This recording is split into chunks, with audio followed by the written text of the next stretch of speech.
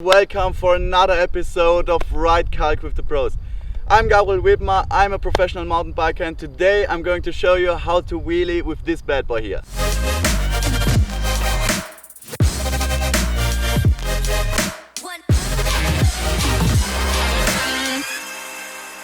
So I'm really in love with this bike due to the crazy amount of power and the silence of this bike. So it really gives you the opportunity to ride almost everywhere without any struggles or problems. Step number one, all you have to do is get comfortable with the bike. You really have to feel the bike like your own body, and I would really recommend to wear protection like a helmet or back protection just in case you crash and you're not getting injured or something else. Step 2, make sure to go as slow as possible with the bike, and afterwards you just have to pull the front brake and use the compression of the front fork. So it's quite simple, but you really have to focus on these steps. Last but not least, try to balance the wheelie with the rear brake and the throttle.